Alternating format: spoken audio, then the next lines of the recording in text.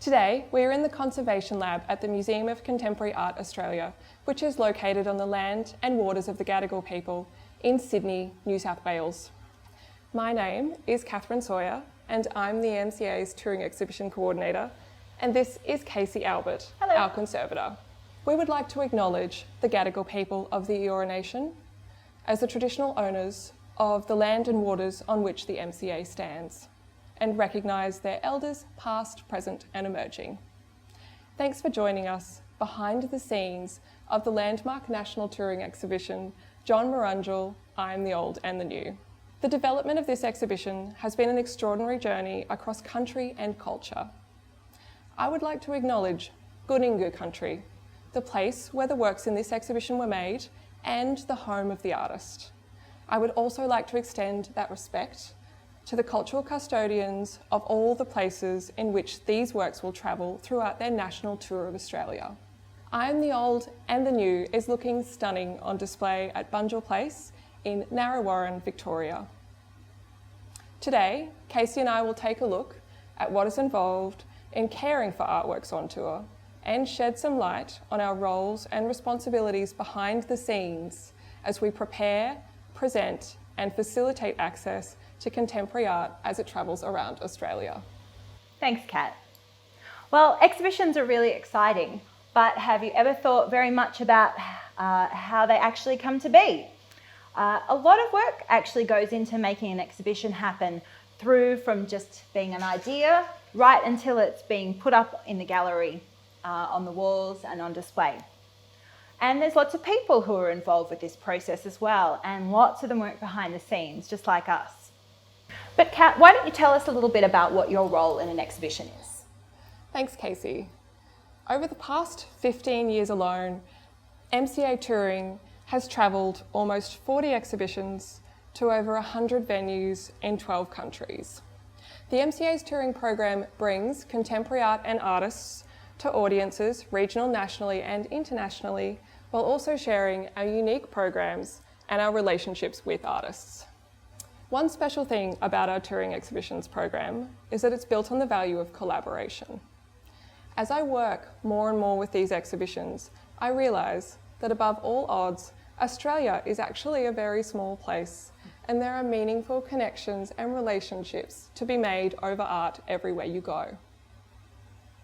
So for my role as a touring exhibition coordinator at the MCA, I have a level of responsibility to all aspects of a touring project, and this can involve working across the complete life cycle of an exhibition, which can be a multi-year commitment, and there is lots of activity that occurs behind the scenes, both before and after an exhibition takes place. So this can involve working collaboratively to develop funding applications and proposals for touring exhibitions, and also communicating with galleries and museums across Australia to program and find a place and a time where the exhibition can be presented. It also involves a registration focus and a focus on logistics, and this can mean preparing an exhibition for travel by seeing it packed, crated and stored, as well as being transported safely in line with the particular requirements of the artworks. It also involves managing data and information around the objects, their insurance coverage, and how they're tracked, monitored and handled. There's lots of coordination and communication involved, and this can mean lots of speaking with multiple stakeholders, including our tour venues, artists, freight agents, lenders, curators, funding bodies, and anyone else involved with an exhibition. Overall, a thorough knowledge of exhibition management and practice at all stages is required, and that includes, of course, best practice approaches for handling, presentation, and display of cultural materials. Kasi, now that I've spoken a bit about my role, could you say a little bit more about conservation and specifically what a conservator does here at the MCA? Yeah, sure, Kat. Well, some of you might be wondering, what on earth is a conservator? Well, we don't look after trees or dolphins, although we do care a lot about the environment. Put most simply, conservation profession is responsible for preventing damage or loss to cultural materials. This can include all sorts of different materials, things from historic artefacts, scientific collections, artworks, buildings, historic sites. It can even include some more intangible types of cultural heritage like digital material, community practices or performances. One of the really great parts about being a conservator is getting to work really up close and personal with objects. It's incredible. We often get to hold and examine objects in a way that most other people just don't get to do. In conservation, you need to have an understanding of materials and how to care for them, how to slow down any possible deterioration, and how to manage risks around these objects. Some really important ways of preserving and caring for cultural materials are actually really simple. These methods are often known as preventive conservation. As a general rule, conservators prefer methods of minimal intervention, focusing on stabilisation and retaining original materials. But sometimes, unfortunately, more interventive treatments are required, such as when an object is damaged or it might be actively deteriorating. In these sorts of cases, we might use adhesives to glue broken pieces back together.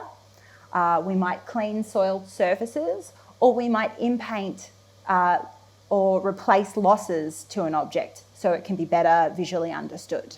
It's really important to note that conservators always consider these actions very carefully before we do any of them. We view them through an ethical framework, and we ensure that we respect the original creators of the objects, we respect the type of material that it is, and we try to understand the history and the cultural context of the material before we make any decisions.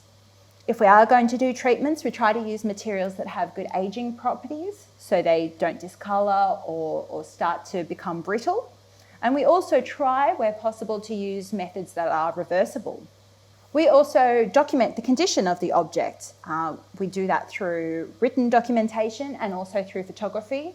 And this can help track for us and people into the future any changes that might occur through deterioration or also possibly through treatment.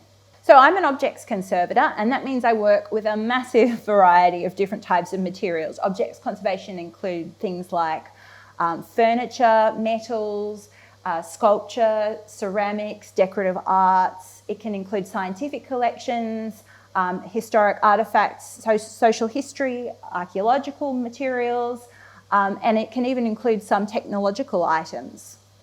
Other conservators might specialise in different types of materials like paintings, paper or textiles. But also, as I'm the conservator at the Museum of Contemporary Art, I get to work with an amazing array of different materials and different types of objects there.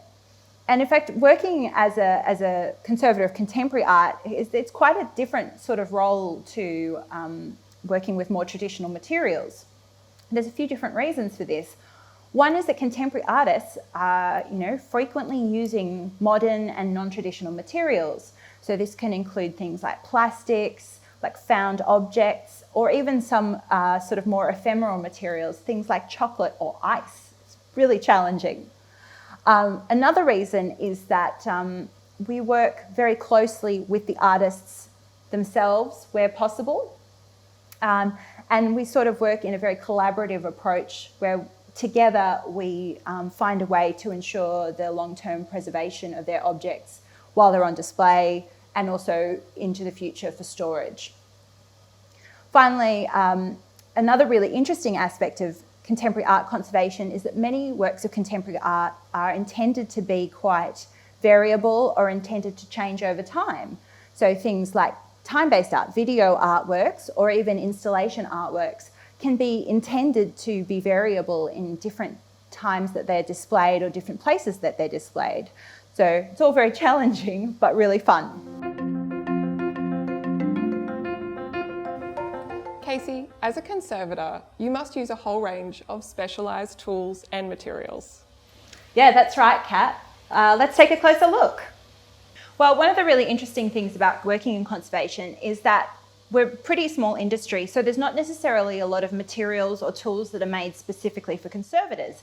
Instead, we tend to borrow items from lots of different industries and fields.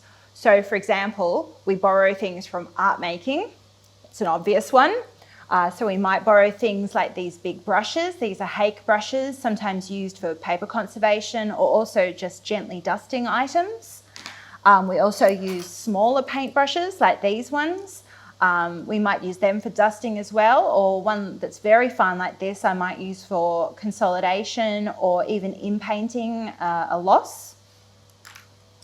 We sometimes use tools from sculpture and modelling. These are tools I might use when I'm repairing a ceramic if I've got a part to replace. And there's also metal tools from sculpting and ceramic making. We also use tools from activities like bookbinding. These are bone folders and also these paper weights are often used in bookbinding. We also use items that are kind of surgical equipment or even dental equipment. These are some dental picks, a scalpel, and some incredibly fine tweezers, all really useful multi-purpose objects for different types of conservation. We also use some other more specialised materials, like things like this special hinging paper. This might be used for repairs, but also for mounting paper artworks for display. Or we use different types of adhesives that are very specialised. This is an acrylic adhesive called Paraload B72. It's in a crystal form, but you put it in solvent and it becomes like a sticky glue. Or there's other specialised materials. You can see we often only get them in very small amounts and they're often quite expensive, but they have excellent ageing properties and they're often also reversible. One of my favourite tools, seems very strange, I know, but the good old bamboo skewer, very useful, multi-purpose, environmentally friendly, can be used for all sorts of different applications and techniques. I've also got over here some different pieces of equipment. Very high quality torches are very useful for conservation because we really need to be able to see what we're looking at very closely. Casey, one of the pieces of equipment you have there is a data logger, and that's something I tend to use a lot at tour venues as well. Yeah, that's right, Kat. This one here is a environmental monitoring logger, and you can use it to measure both temperature and humidity and also the light levels within a space. So it's a really useful piece of equipment for understanding what environment we're in. Well, that's just a few of the types of materials and tools that you might find in a conservator's lab. But Kat, why don't you tell us a bit more about how you help to care for the artworks when they're on tour with you? Thanks, Casey. Well, I guess a key responsibility for somebody who works on touring exhibitions with a registration focus is protecting artworks. So my role works hand in hand with Casey's to ensure that artworks are appropriately packed, stored, handled and managed throughout a 2-year national tour. We use archival materials appropriate for packing each object. Each of the barks has its own specialised packing with materials that are shaped to the unique dimensions and surface of the works. Each of the large barks in John Marunjal, I Am the Old and the New travel flat in a large exhibition truck, which is fully climate controlled and has air ride suspension. At the MCA, we also make our own crates and exhibition furniture, so keep a lookout for our special bright green MCA crates travelling around Australia. Oh, that's great, Kat, thanks. And tell me, what's your favourite part of your job? Well, one really special part of being a touring exhibition coordinator at the MCA is that I often get to travel around to galleries and museums across Australia with MCA exhibitions. At each stage, I get to see the works up close, checking on every detail and being dazzled by the stunning but also visually complex work of master bark painter John Marunjal. Oh, that's so true. I've been privileged enough to work with the show I Am the Old and the New since its first display here at the MCA in 2018. Bark paintings are just such fascinating and beautiful artworks to work with. They're really quite different from paintings on canvas, which can be quite flat and smooth. Bark paintings, I almost think of them more as kind of sculptures where the shape and the texture of the bark is really just as important as the image that's painted on the surface. Barks are quite flexible and they can sometimes undergo some very small changes in shape due to changes in relative humidity. This is really because they're actually just a natural and irregular material, and they were organically curved around the shape of the tree before they were cut down. It's really important to allow barks to have this slight flexibility when they're in storage and when they're on display. Different artists also use all sorts of different materials to paint their bark paintings, but many use natural materials that are found on country, like ochres. For conservators, it's really important when we're working with bark paintings to respect the cultural significance and meaning of these works. So we always seek the advice and the guidance of the artists who made them and the communities where they come from. Thanks, Casey. We hope you enjoyed this very special exhibition. John Bunjil, I am the old and the new, and I look forward to seeing you on tour.